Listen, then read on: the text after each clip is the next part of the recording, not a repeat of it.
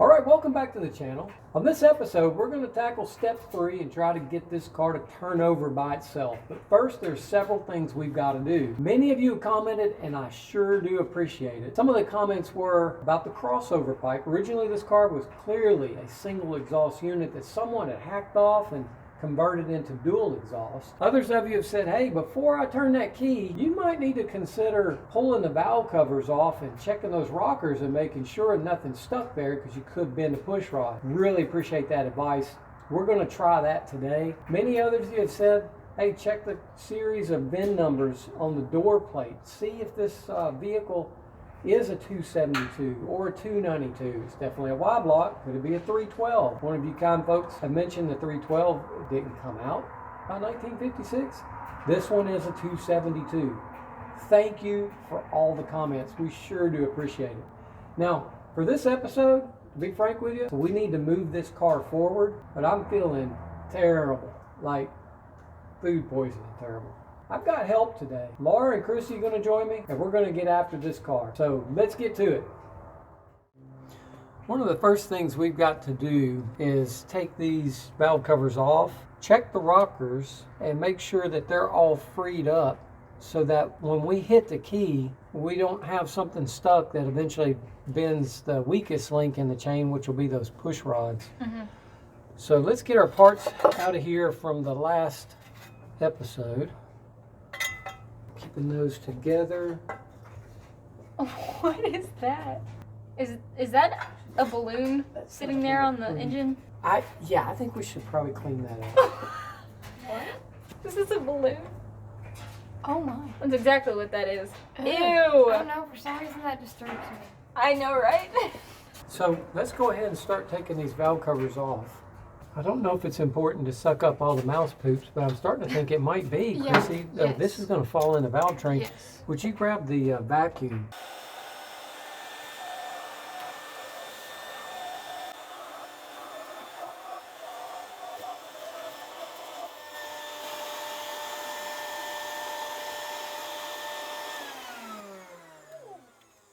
That is so loud. Yeah, it is. Dropped a bolt. We got a bolt drop. If this was public TV, it'd make a big deal out of it. Like, You what? I can't find it. and what you're going to do is see if you can get this nut and that one over there to turn. Obviously, we're going to want to take this coil wire off. Okay. Slide it over there. I thought I saw it go all the way down. I was watching it go down, and I guess it didn't make it all the way down. Oh, there it is. What? On the cardboard.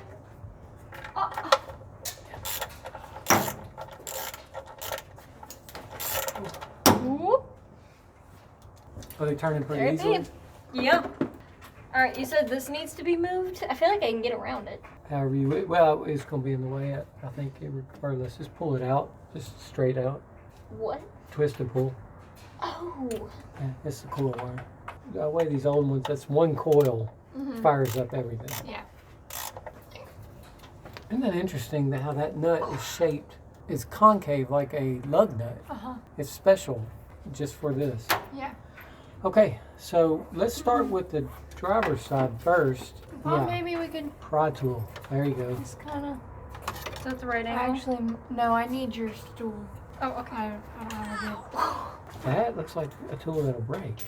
Yeah, I'm poking around. Okay. Timers would just kind of tap that with a rubber mallet.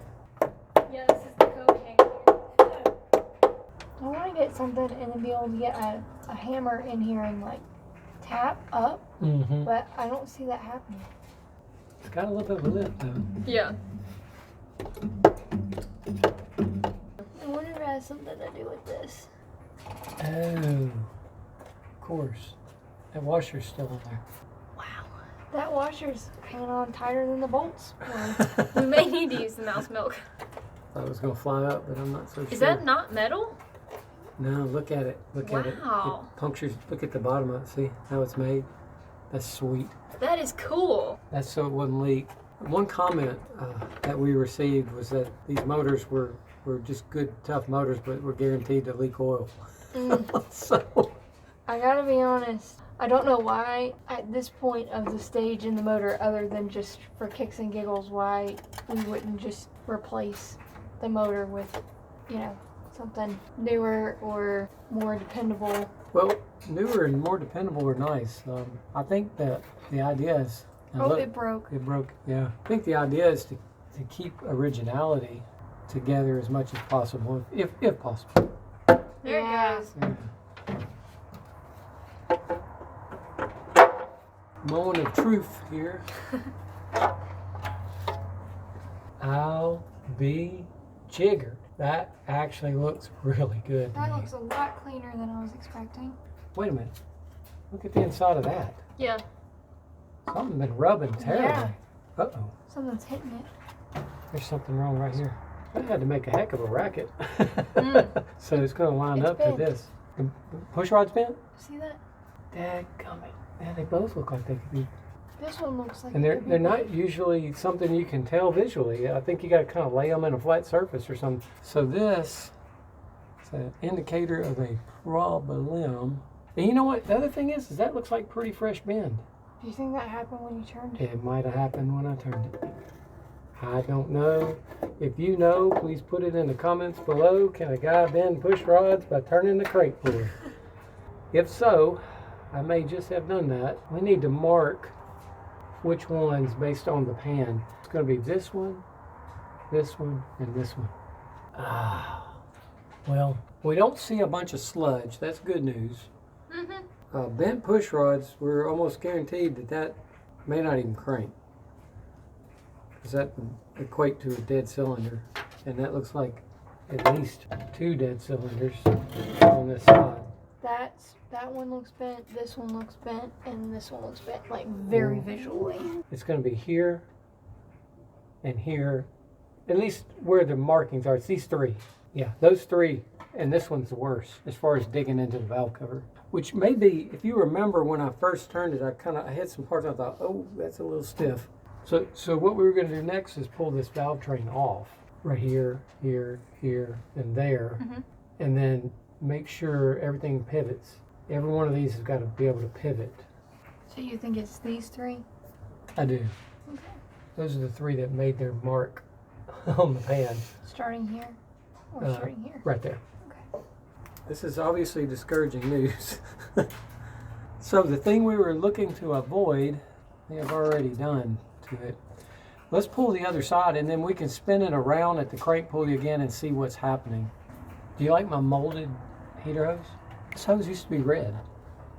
Wow. Can I have this tool over here? Oh. No, it's fine.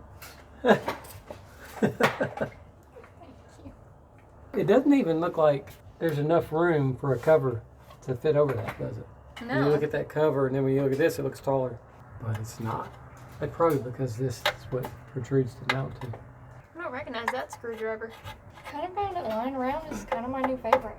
Laura and I develop deep emotional bonds with our tools. Well, some of my favorite sponges for detailing I've lost in motors because they'll drop down in crevices you can't reach above or below. And I'm still in pain over the loss of those sponges You're still mourning. because they don't make them like that anymore. Yeah.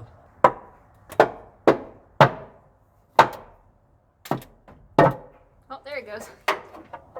Yeah, this is going to be tricky.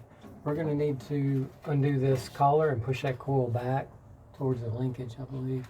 This collar? Yeah. And that's going to take some doing. That might be where the Aerokroil comes in. Yeah, you can't really see it, can we? Am I even getting close?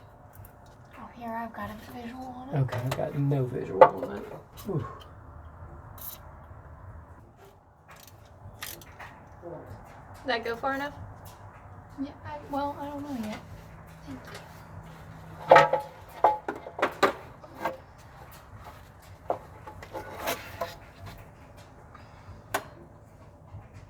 Yeah, this one's got damage too. What are we talking about? Both covers have damage on them. Really? Yeah. Well, I would say that, again, this side looks clean, which is a good sign. Let's put our wrench down here at the pulley and just see what's moving and what isn't. I don't think this has liquid in it. don't think so either. I think that's just air. It's really cool though. Vintage air. Invisible music. I'm bored. All music is invisible.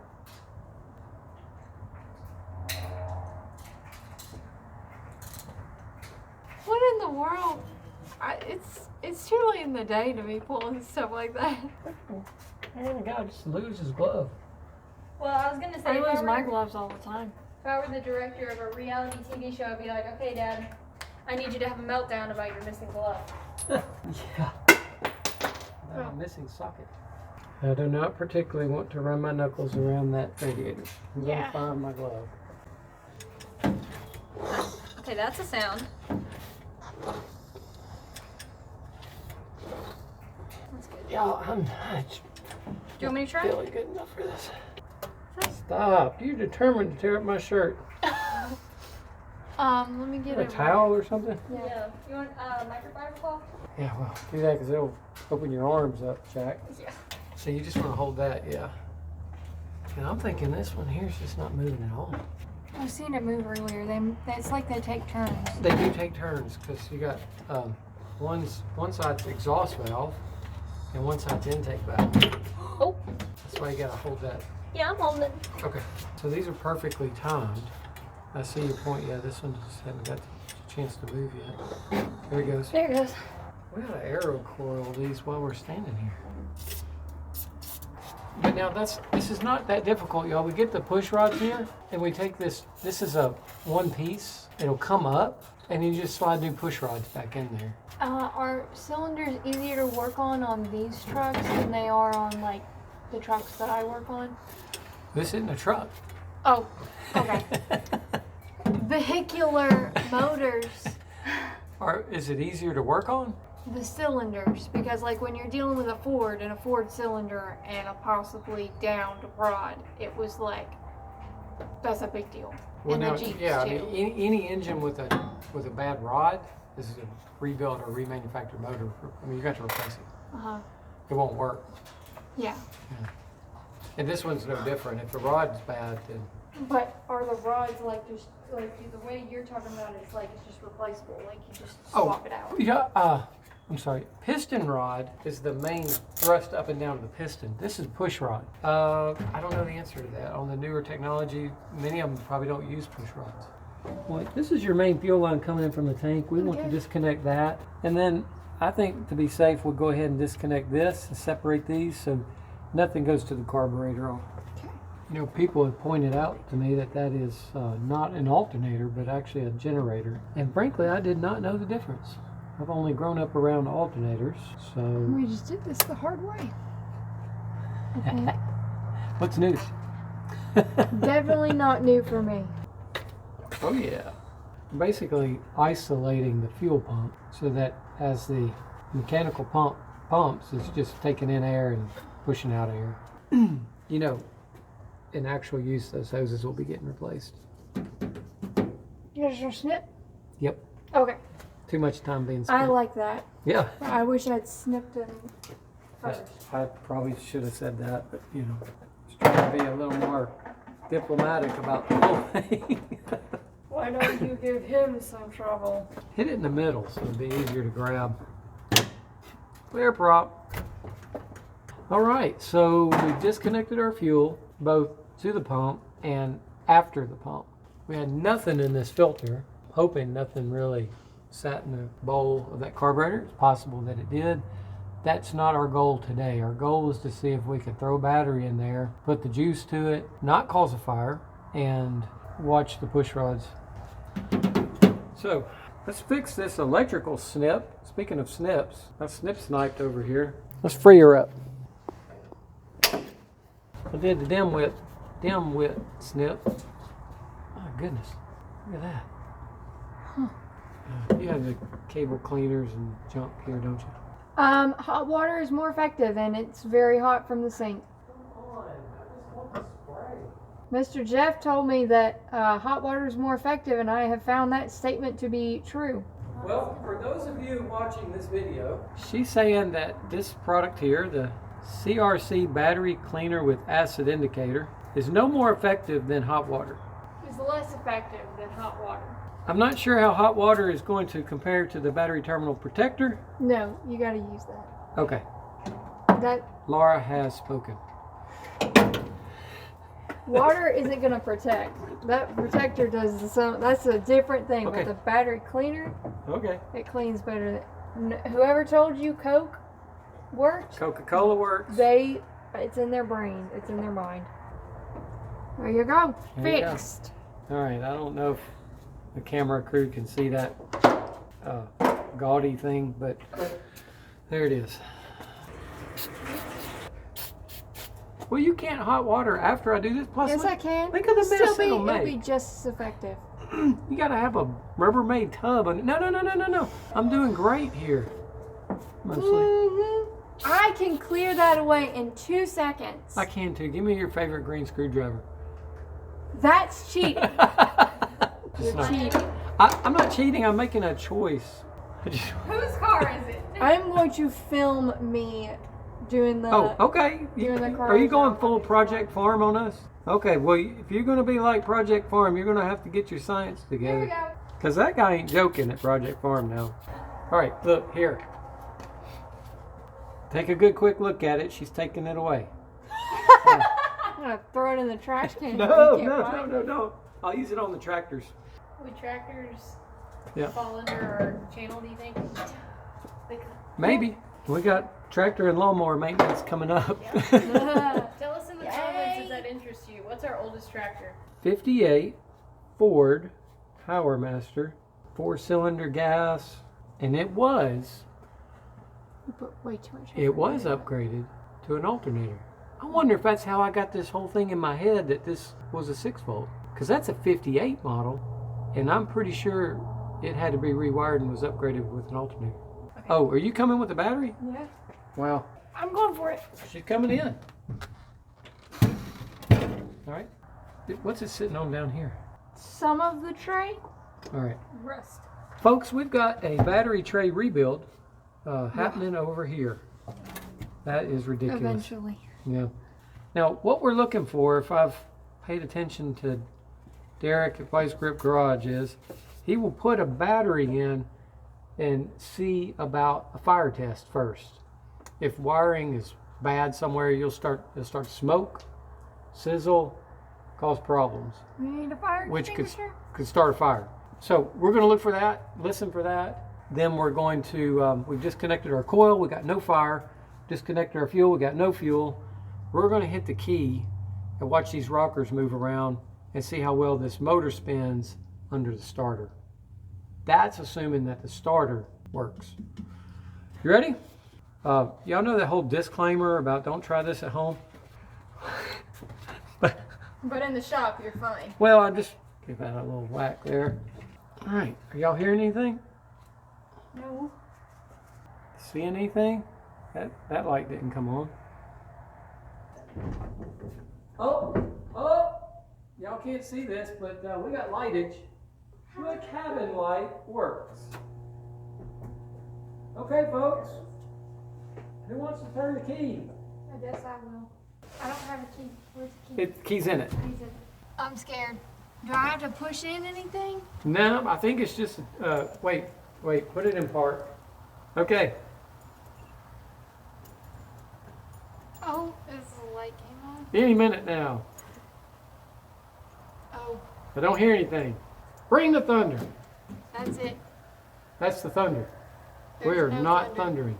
No, Not even close. no. Y'all, this is so anticlimactic. It's real. Why are we not getting any thunder? Starter? Thunder again. It's not. I don't think it's gonna happen. Is it? Could it have to do with it? It might. I would be very surprised. It does have a steering switch down here with wires going to it, so maybe that does.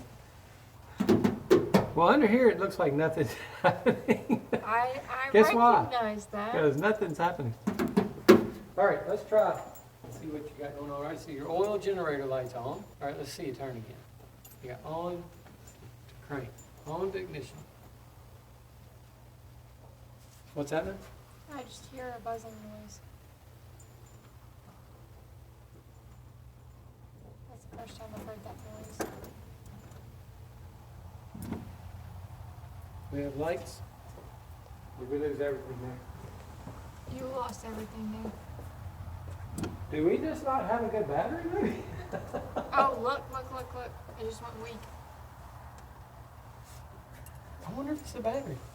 Oh, that bulb looks really sad.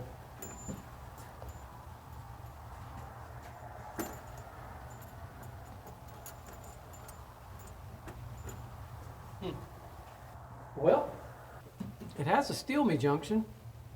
The solenoid, you can lay a screwdriver across it and bypass the switch. Goes right to starting the motor. That's what Derek at Vice Grip Garage calls the steel me junction.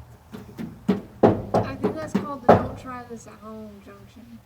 It sparks and arcs and coughs up a bit. All right, we lost one of our cameras.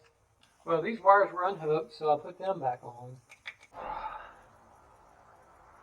I don't hear any sizzles. Lights back on.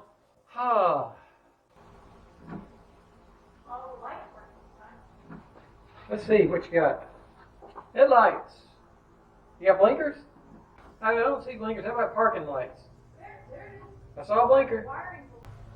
I would call it real strange since it's blinking on the right rear tail light and the left front. Hit the turn key while the lights are on, please. Crank. Nothing, but it doesn't dim the lights. Okay, parking lights. All right, so the bulb's out on that side. You got this one on this side. Yeah, it actually did go on this other side, in the front. It did? Yeah, for half a second. All right, so a little disappointing on the results, but that's where you come in. We've let's see, what have we done? We've pulled the valve covers, checked the rockers. Think we might see some bent push rods, but not quite sure. Eliminated the fuel to and from carburetor and the fuel tank, and hooked up power source.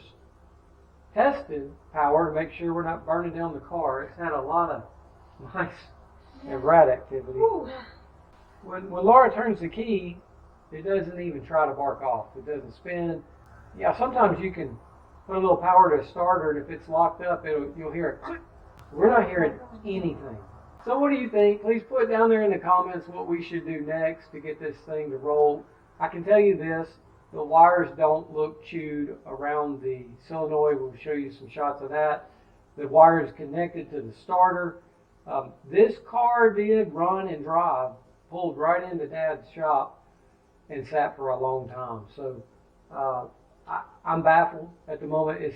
I'm tired. They're tired. It's getting late in the day. So let's see what other comments we can get from you guys, some ideas on what to do next, and we will, what will we do? We'll move forward. We'll move forward. Thank y'all for doing this with me today. I couldn't pull off this video. I think we needed to get on it quickly, and y'all made it happen. Thank you, Laura. Thank you, Chrissy. You're welcome. Thank you, Julie. Julie. Hey, thank you for watching, and stay tuned for the next episode when hopefully this thing will spin off. It's a huge blessing and gift to be able to do family business, especially these days. And then, I mean, y'all have the freedom to work wherever you want to. And y'all have chosen to do this here. Heck yeah. I'm real grateful. We're grateful for the opportunity. Definitely. Doesn't come by very often. What's up? Hanging with my peeps in her Chevy shirt. See, I wanted to match with the filming today. Toyota. Toyota. I That would doesn't love match with this either.